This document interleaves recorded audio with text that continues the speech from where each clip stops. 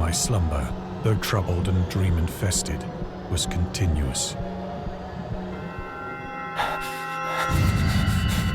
What the heck? Everyone, so today we are playing Dagon. I have no idea what this game is about, but I heard it's a scary game and it's kind of short, and that's one of the reasons why I want to play it.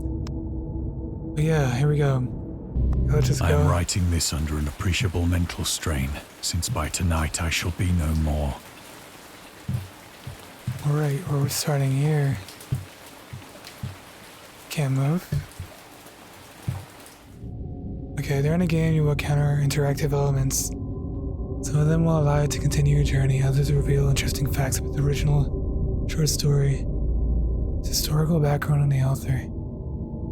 Some of the trivial is hidden. In order to find these secrets, focus your eyes and look for the elder sign. Okay. Need to focus and look for that stuff. Like that. What is that? Skip button? Can't really do much. Oh, this is a lot. Okay, let us begin again. This is the only thing I see. Penniless, and at the end of my supply of the drug which alone makes life endurable, I can bear the torture no longer, and shall cast myself from this garret window into the squalid street below. Do not think from my slavery to morphine that I am a weakling or a degenerate. Okay. When you have read these hastily scrawled pages, you may guess, though never fully realize, why it is that I must have forgetfulness or death. I have no idea what's happening, honestly. What's this? Morphine.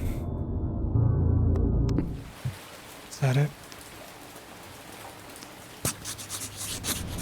I should have looked up, maybe there was something else. It was in one of the most open and least frequented parts of the broad Pacific that the packet of which I was supercargo fell a victim to the German sea raider. What? Okay. Through the sky.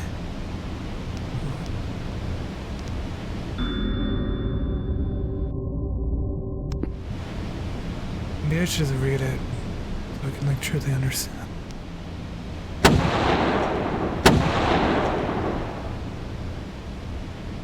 The Great War was then at its very beginning, and the ocean forces of the Hun had not completely sunk to their later degradation. So that our vessel was made a legitimate prize, whilst we of her crew were treated with all the fairness and consideration due us as naval prisoners.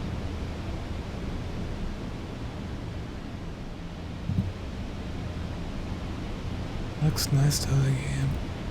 I have no idea what's happening right now. Maybe the flag or something. Guns. Look, you don't want to raid. I don't really feel like it.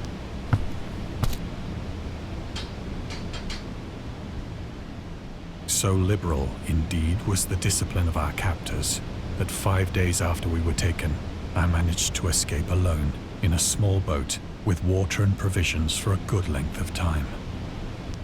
Nope, I'm just gonna skip through it. When I finally found myself adrift and free, I had but little idea of my surroundings. Of the longitude, I knew nothing, and no island or coastline was in sight.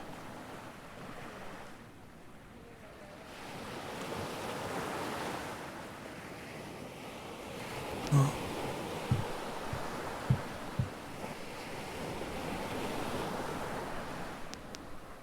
Moon?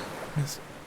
The weather kept fair, and for uncounted days I drifted aimlessly beneath the scorching sun, waiting either for some passing ship or to be cast on the shores of some habitable land. Alright, I think the story... I'm getting to it now. Trying to see if there's any, like, you know, and stuff.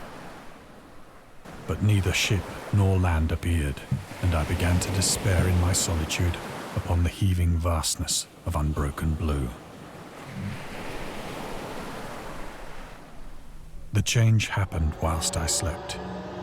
Its details I shall never know, for my slumber, though troubled and dream-infested, was continuous. What the heck?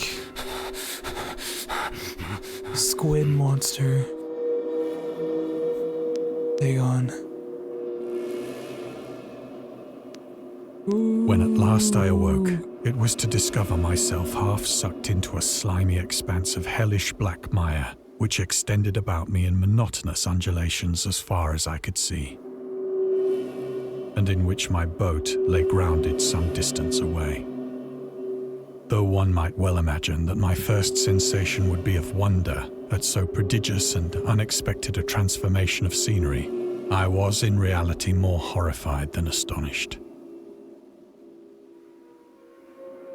For there was in the air and in the rotting soil a sinister quality which chilled me to the very core. The region was putrid with the carcasses of decaying fish and of other less describable things which I saw protruding from the nasty mud of the unending plain. Perhaps I should not hope to convey in mere words the unutterable hideousness that can dwell in absolute silence and barren immensity. There was nothing within hearing and nothing in sight save a vast reach of black slime. Yet the very completeness of the stillness and the homogeneity of the landscape oppressed me with a nauseating fear.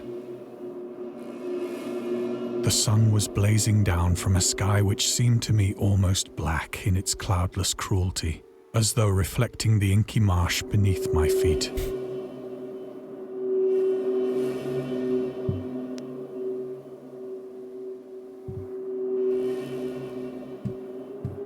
What is happening?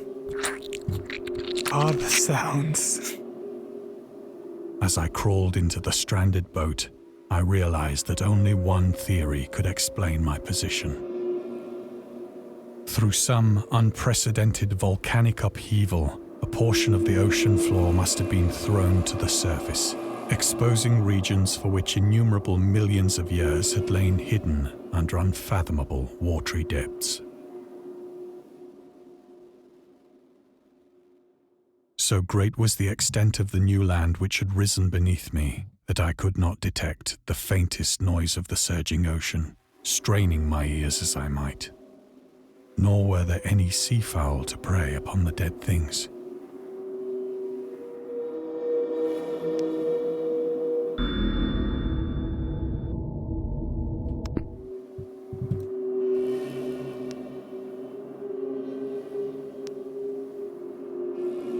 For several hours I sat thinking or brooding in the boat, which lay upon its side and afforded a slight shade as the sun moved across the heavens. As the day progressed, the ground lost some of its stickiness and seemed likely to dry sufficiently for traveling purposes in a short time. That night I slept but little, and the next day I made for myself a pack containing food and water, preparatory to an overland journey in search of the vanished sea and possible rescue. In this place, everything's all ink and stuff. It looks so cool. On the third morning, I found the soil dry enough to walk upon with ease. The odor of the fish was maddening, but I was too much concerned with graver things to mind so slight an evil, and set out boldly for an unknown goal. It's kind of cool so far.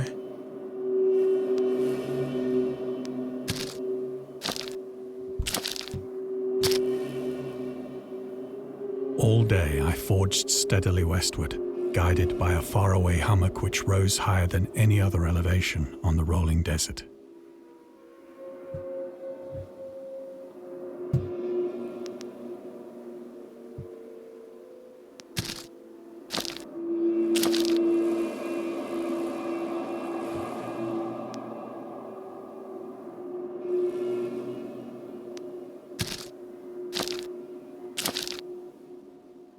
On we go. That night, I encamped, and on the following day still travelled toward the hummock, though that object seemed scarcely nearer than when I had first espied it.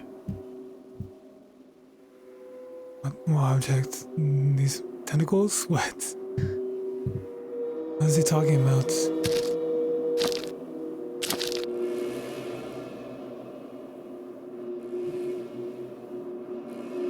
By the fourth evening, I attained the base of the mound, which turned out to be much higher than it had appeared from a distance. An intervening valley setting it out in sharper relief from the general surface. Too weary to ascend, I slept in the shadow of the hill. I know not why my dreams were so wild that night, but ere the waning and fantastically gibbous moon had risen far above the eastern plain, I was awake in a cold perspiration, determined to sleep no more.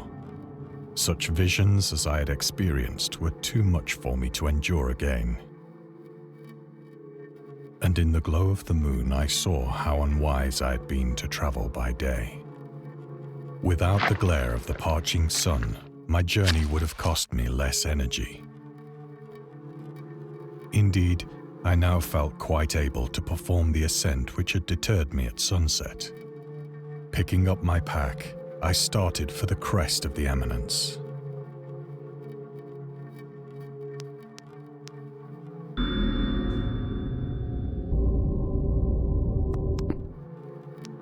The heck? I have said that the unbroken monotony of the rolling plain was a source of vague horror to me. But I think my horror was greater when I gained the summit of the mound and looked down the other side into an immeasurable pit or canyon, whose black recesses the moon had not yet soared high enough to illumine. I felt myself on the edge of the world, peering over the rim into a fathomless chaos of eternal night. Through my terror ran curious reminiscences of Paradise Lost, and of Satan's hideous climb through the unfashioned realms of darkness. As the moon climbed higher in the sky, I began to see that the slopes of the valley were not quite so perpendicular as I had imagined.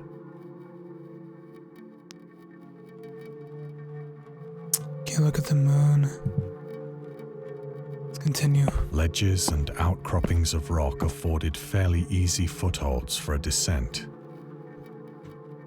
whilst after a drop of only a few hundred feet, the declivity became very gradual.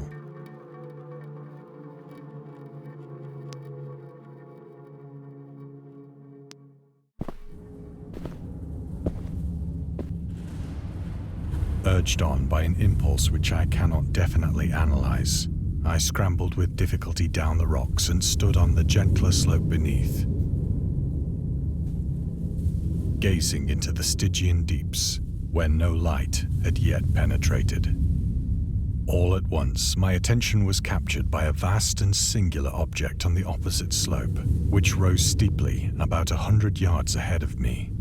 An object that gleamed whitely in the newly bestowed rays of the ascending moon.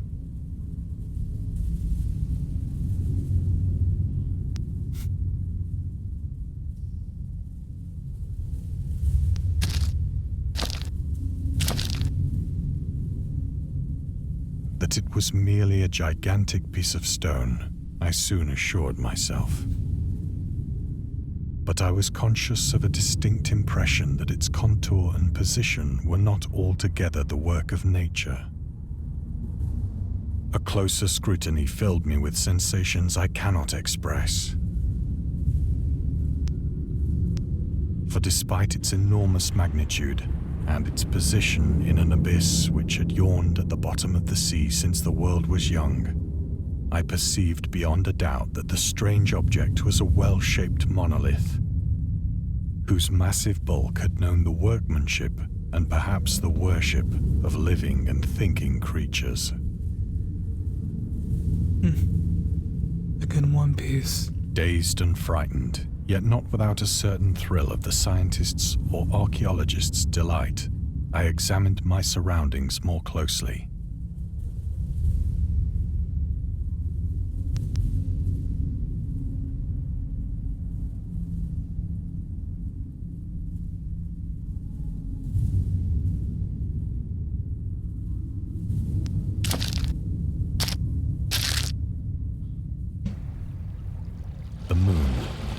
near the zenith shone weirdly and vividly above the towering steeps that hemmed in the chasm,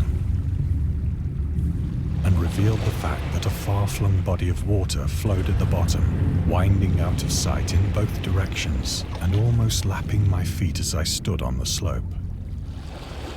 Across the chasm, the wavelets washed the base of the Cyclopean monolith, on whose surface I could now trace both inscriptions and crude sculptures.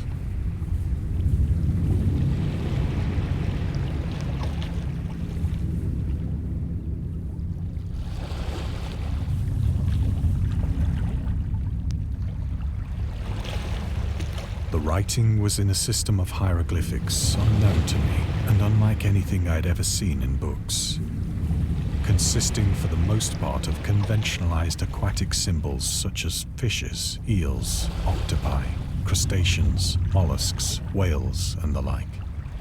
Several characters obviously represented marine things which are unknown to the modern world, but whose decomposing forms I had observed on the ocean-risen plain. A Dagon over there? It was the pictorial carving, however, that did most to hold me spellbound.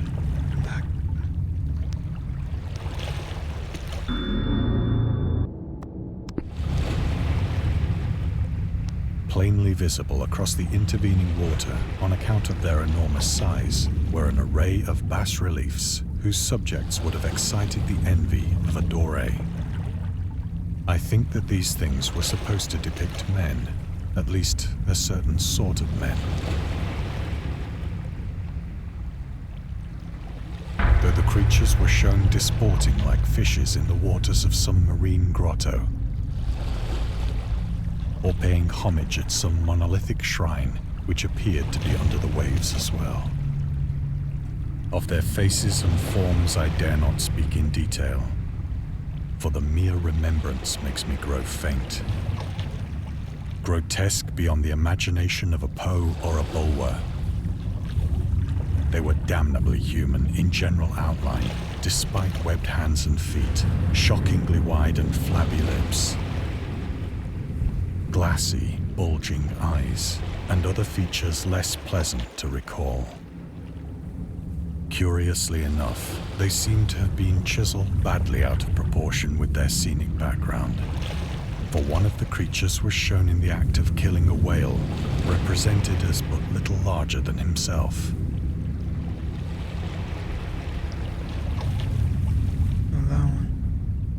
I remarked, as I say, their grotesqueness and strange size, but in a moment decided that they were merely the imaginary gods of some primitive fishing or seafaring tribe. Some tribe whose last descendant had perished eras before the first ancestor of the Piltdown or Neanderthal man was born.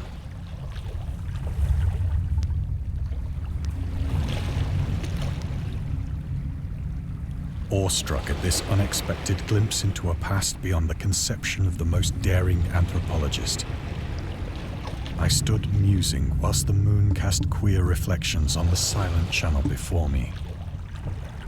Then, suddenly, I saw it. With only a slight churning to mark its rise to the surface, the thing slid into view above the dark waters. Like and loathsome, it darted like a stupendous monster of nightmares to the monolith, about which it flung its gigantic scaly arms, the while it bowed its hideous head and gave vent to certain measured sounds. What is it doing? What's it doing with the monolith? I think I went mad then. Of my frantic ascent of the sloping cliff, and of my delirious journey back to the stranded boat, I remember little. Really?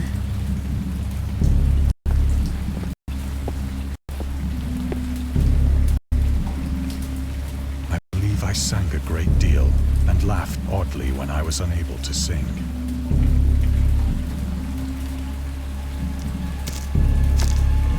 What is happening to him?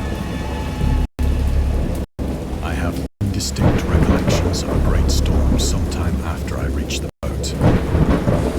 At any rate, I know that I heard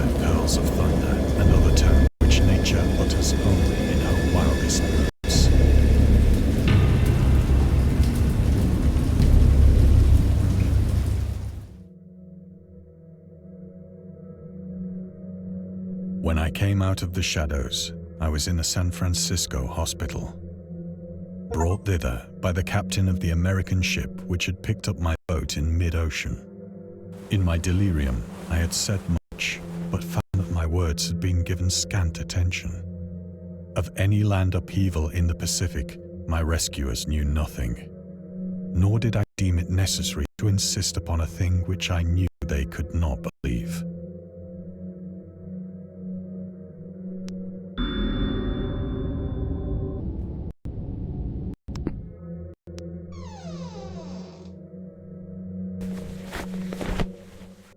Once I sought out a celebrated ethnologist and amused him with peculiar questions regarding the ancient Philistine legend of Dagon, the fish god.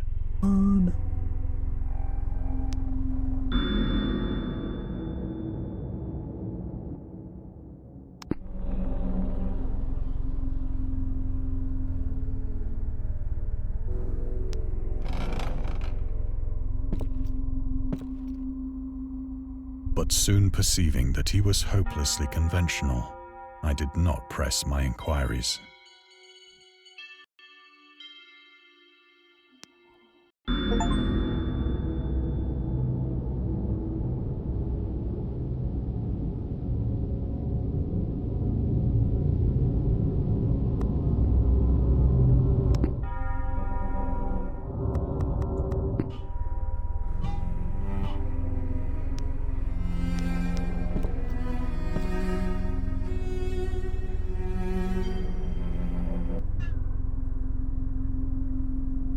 Being stared at.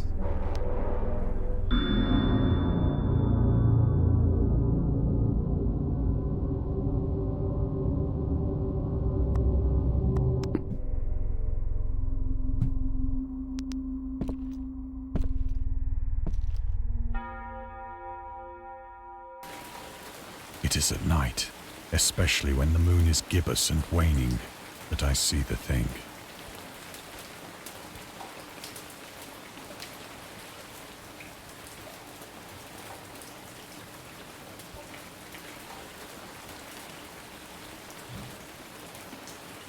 I tried morphine, but the drug has given only transient surcease and has drawn me into its clutches as a hopeless slave. So now I am to end it all, having written a full account for the information or the contemptuous amusement of my fellow men. No, is there anything else I can do?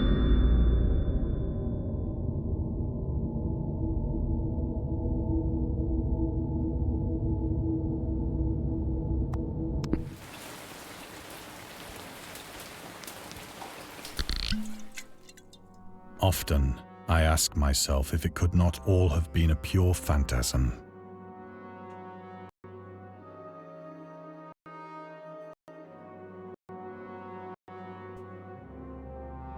A mere freak of fever as I lay sun-stricken and raving in the open boat after my escape from the German man of war. This I ask myself, but ever does there come before me a hideously vivid vision in reply. I cannot think of the deep sea without shuddering at the nameless things that may at this very moment be crawling and floundering on its slimy bed.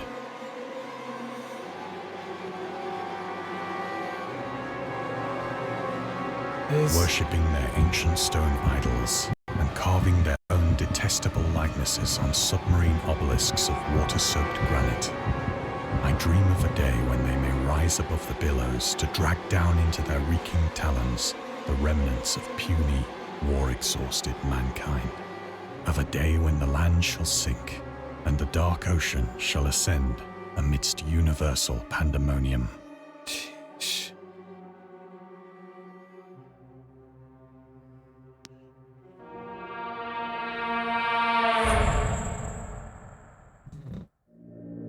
The end is near. I hear a noise at the door, as of some immense slippery body lumbering against it.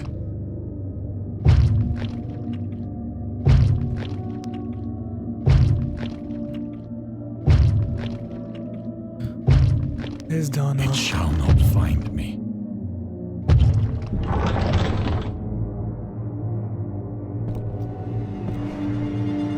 God, that hand! It's Dagon! No! The window! The window! Sure.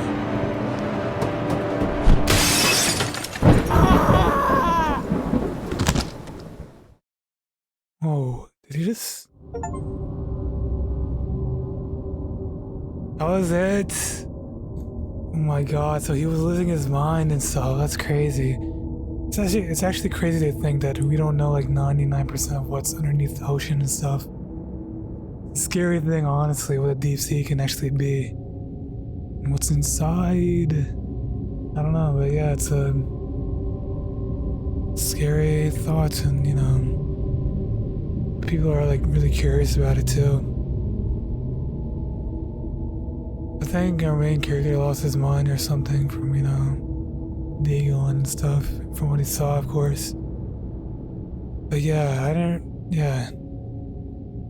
know this was like more of a narrative story type of thing, but yeah, if you guys enjoy this one, if this one comes out and stuff, I don't really know, but yeah, and I'll see you guys in the next one, hopefully. So let's have a good night and take care, and yeah, please be okay. Take care of each other, you know? Alright. See ya.